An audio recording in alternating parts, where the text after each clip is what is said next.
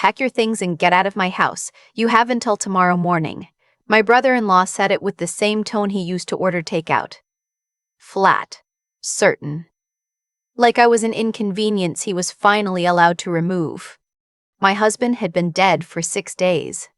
My name is Vera Callum, and 3 weeks ago I thought I understood what my life was. I was 31 years old, married for 4 years to a man named Hugh, living in the house we'd bought together in Naperville, Illinois.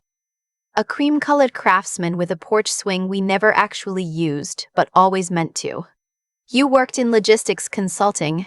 I was a pediatric occupational therapist. We were ordinary in the best possible way. Then Hugh had a heart attack at 42 on a Tuesday at the gym, and nothing about my life was ordinary anymore. The funeral was on a Saturday.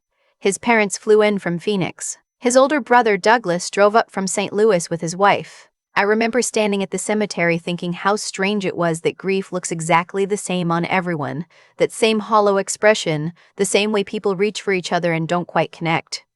Douglas found me in the kitchen afterward while I was washing dishes because I didn't know what else to do with my hands. He said very calmly that we needed to talk about the house. I turned off the faucet. I remember that detail clearly. The sudden silence. He said Hugh had mentioned years ago before we were even married that the house should stay in the family. He said he had a responsibility to make sure that happened. He said he hoped I would understand. I didn't understand, but I was standing in my kitchen 6 days after burying my husband, and I didn't have the capacity to fight anything yet, so I just looked at him and asked what he meant, exactly. He told me.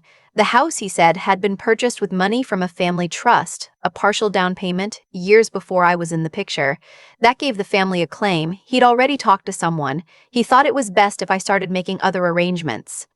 I asked him if he was serious. He said he was very sorry for my loss. Then he walked back into the living room to accept condolences. I stood at the sink for a long time after that. The water was still dripping from the faucet I'd turned off. I kept thinking that this couldn't be how things actually worked, that surely there were rules, that Hugh would have told me if there was something like this attached to our home. Except Hugh was gone, and I hadn't read anything, and Douglas was already speaking to lawyers, and I had nowhere to start. I want to explain something about that week. When you're in shock, real shock, not the movie version, you don't cry all the time. Sometimes you go completely numb and you do laundry and you eat cereal standing over the sink, and you have entire conversations that you won't remember 2 hours later. I was functioning technically, but I wasn't processing anything. I was just moving through the hours because stopping felt more dangerous. So when Douglas told me I had until the following morning, I started packing. I got as far as pulling down boxes from the closet shelf before I sat down on the bedroom floor and just stopped. And in that stillness, something finally cut through the fog. Hugh's voice. Not a memory of something emotional. Something specific. About 3 months before he died, we had been watching some true crime documentary, one of those inheritance dispute stories, and Hugh had turned to me during a commercial and said, completely out of nowhere, "You know, you're protected. Everything I have is yours. I made sure of it." I had laughed it off at the time. I'd said something like, "That's morbid, thank you," and he'd shrugged and gone back to watching. I sat on the bedroom floor thinking about that sentence for a long time. I made sure of it. Hugh was meticulous. He was the person who kept physical backups of every digital file, who renewed insurance policies weeks before they expired, who had a folder on his computer literally labeled "Important Vera Should Know." I had skimmed it once after his death and hadn't absorbed any of it because I was in no condition to absorb anything. I got up off the floor and opened his laptop. The folder had 12 subfolders. The third one was labeled Estate Planning, Updated 2024. I opened it. There were documents inside I didn't understand, legal language, clauses, schedules, exhibit pages, but one page had a yellow sticky note added in digital format in Hugh's meticulous way that said simply, "Call Kowalski if anything happens. She has the full picture." Kowalski. I searched my memory. Then it came. Karen Kowalski, an estate attorney Hugh had mentioned once, maybe 2 years ago, when his father had some property dispute. He'd said she was sharp. He said he trusted her. It was 9:30 at night. I called the number I found in his contacts. She picked up on the third ring. I told her my husband had just died and his brother was evicting me from my own home and I had found her number in Hugh's files. There was a short pause. Then she said, "I've been expecting this call. Can you come to my office tomorrow at 9?" My stomach dropped. She'd been expecting it. I couldn't sleep that night. I lay in the bed Hugh and I had shared for 4 years and stared at the ceiling and tried to organize what little I knew. Douglas had been confident. Too confident. The kind of confidence that either comes from being right or from being certain you won't get caught. By 7 in the morning, I was dressed. By 8:45, I was sitting in the parking lot of a 2-story brick building in downtown Naperville with a paper cup of coffee going cold in my hand. Karen Kowalski's office was the kind of place that felt deliberately calming. Neutral tones, good lighting, a small fountain in the corner that I fixated on while she introduced herself. She was in her 50s, with reading glasses pushed up on her forehead and the manner of someone who had seen every version of a bad situation and wasn't rattled by any of them. She sat across from me and folded her hands and said, "Did Douglas show you any documents?" I said no. He'd just told me verbally. She nodded slowly. "That's what I figured." I leaned forward. "What do you mean?" She opened a folder on her desk. Hugh updated his estate plan 14 months ago. Comprehensively.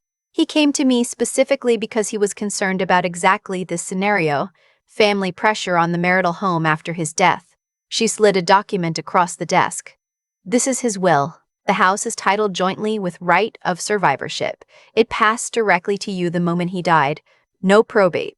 No family claim. Douglas has no legal standing." I stared at the paper. Then I said very quietly, "Then why did Douglas tell me otherwise?" Karen took her glasses off her forehead and put them on. "Because he was betting you didn't know." The room went very still. I read the page again. My name was there, clearly. Vera Ann Callum, primary and sole beneficiary of the marital home and all contents therein. It wasn't ambiguous. It wasn't contested. It was done. "There's more," she said. She turned to the next section.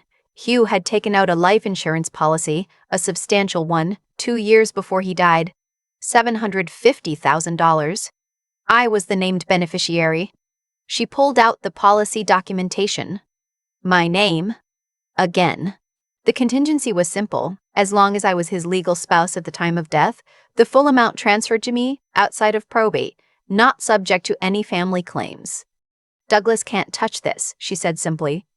I felt something happening behind my eyes. Not crying exactly, something releasing. "Why didn't Hugh tell me about all of this?" I asked, and I heard how small my voice sounded. Karen considered that for a moment. "He did tell you something, didn't he?" I thought about the Tuesday night documentary, about Hugh turning to me and saying, completely matter-of-fact, "You're protected. Everything I have is yours." I made sure of it. I had thought it was just something you say. "He wasn't the kind of person who worried out loud," she said, "but he was the kind of person who made sure things were handled." I sat with that for a minute, 4 years of watching him be exactly that person, and I'd somehow still been surprised. "What happens now?" I asked. "Now," she said, "we send Douglas a letter." She wasn't dramatic about it. She didn't smile in a way that felt like revenge. She just picked up her pen like it was the most routine thing in the world, which for her it probably was. I asked her what the letter would say. "It will inform him that the property is legally yours, that his verbal assertion of a family claim has no basis in the estate documents or the deed, and that any further attempts to pressure you to vacate constitute civil harassment." She paused. "It will also note that we're aware of the timeline of his statements relative to the funeral, and that we consider the timing relevant." I thought about Douglas standing in my kitchen, 6 days after the funeral, while I still had dish soap on my hands. "Send it," I said. "What I want you to understand is that the 48 hours after that meeting were the strangest of my entire life, stranger in some ways than the days immediately after Hugh died. Because grief is something you know how to do. At some basic human level, you've watched other people do it, you know what it looks like from the inside. But learning that you were deliberately deceived by someone who stood beside you at your husband's funeral, there's no template for that." I went home. To my home. I put the boxes back in the closet. I sat on the porch swing that Hugh and I had always meant to use more, and I drank a glass of water, and I let myself feel how angry I actually was, which turned out to be very angry, which felt clarifying in a way I hadn't expected. Douglas called that evening. I didn't answer. He called twice more. I didn't answer those either. His wife texted me saying that Douglas was upset and that I was making things difficult for the family during an already painful time. I put my phone face down on the kitchen table. Karen's letter arrived to Douglas's address the following morning, certified mail.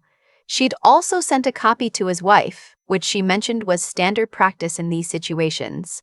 I know what happened next because Douglas called Karen directly, which she told me about afterward with the kind of professional neutrality that I found quietly entertaining. He'd been loud, apparently. He'd said the family had a verbal understanding with Hugh. He'd said there was a trust contribution to the down payment that created an equitable interest. He'd said I was a newcomer to the family who didn't understand how these things worked. Karen told him that verbal understandings don't supersede recorded deeds, that a partial gift contribution over 4 years ago did not create an equitable interest under Illinois law, and that if he'd like to challenge the estate documents in court, he was welcome to. But she'd be very interested to see that filing. He didn't file anything. The silence that followed lasted 11 days. Then, on a Wednesday evening, while I was heating up soup I didn't really want to eat, my doorbell rang. It was Douglas. He was alone. He looked like he hadn't been sleeping well. He stood on the boards Hugh and I had paid to replace 2 summers ago, and he said he'd like to talk. I stood in the doorway. I didn't open the screen door. He said he wanted to apologize. He said he hadn't been thinking clearly. He said the grief had been overwhelming and he'd made assumptions and handled it badly. I listened to all of it. I didn't say anything until he was done. Then I said, "You told me to leave my home 6 days after I buried my husband. You told me Hugh's wishes were that the house stay in the family, knowing that I had no way of verifying that. You counted on me not knowing my own rights." He started to say something about intentions. I said, "I know what you intended." He was quiet. "I'm not going to make a legal issue of this," I said. "Karen advised me I could pursue harassment. I'm choosing not to. But I need you to hear me say clearly that I know exactly what you tried to do and why." He looked at his shoes. "Hugh made sure I was protected," I said. "You just didn't think I'd figure that out." I didn't slam the door. I just closed it, calmly. The latch clicked into place, and I stood in my hallway for a moment listening to my own breathing. Then I heard his footsteps go back down the porch stairs. In the weeks that followed, I learned things about grief that I hadn't known before. I learned that it's not a straight line, and that some of the sharpest moments hit you at completely ordinary times.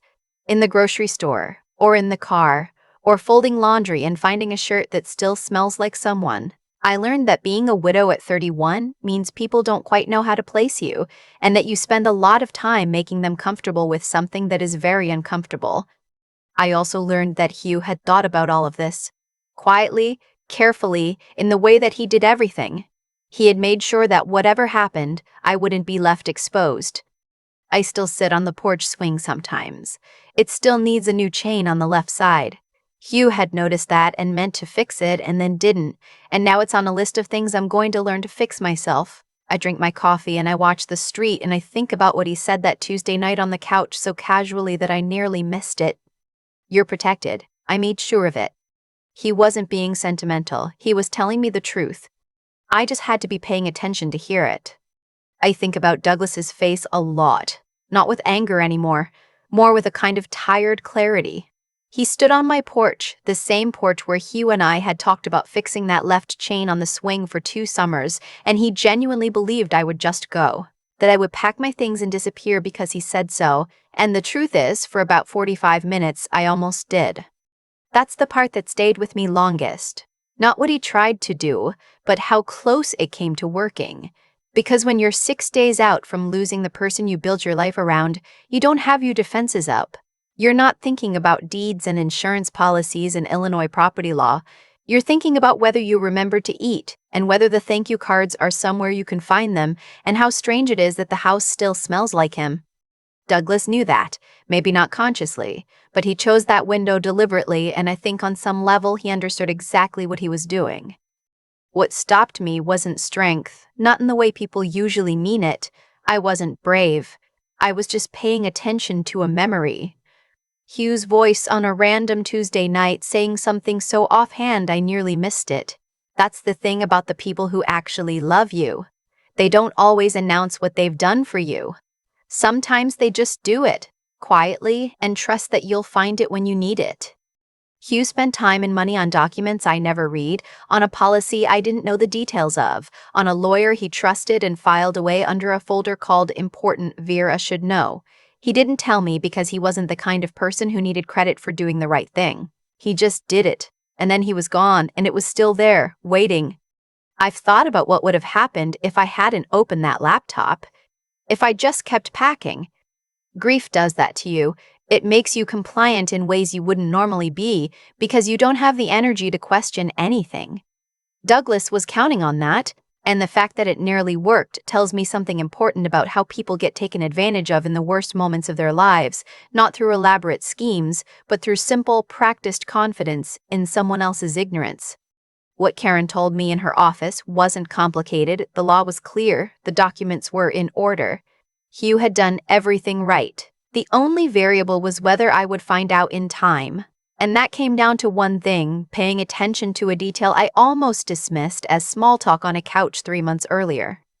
I don't think Douglas is a monster. I think he's someone who saw an opening and took it and told himself a story about family and entitlement that made it feel justified. People do that. It doesn't make it right. It just makes it human in the worst way. What I know now is this. The people who try to take from you in your weakest moments are betting on one thing, that you won't look, that you'll take their word for it, that grief or shock or exhaustion will do their work for them. The only answer to that is the same thing Hugh modeled his entire life. Do the work before you need it, stay clear-eyed even when it's hard, and trust that the truth, when you go looking for it, is usually findable. He made sure I was protected. I just had to be willing to go find out.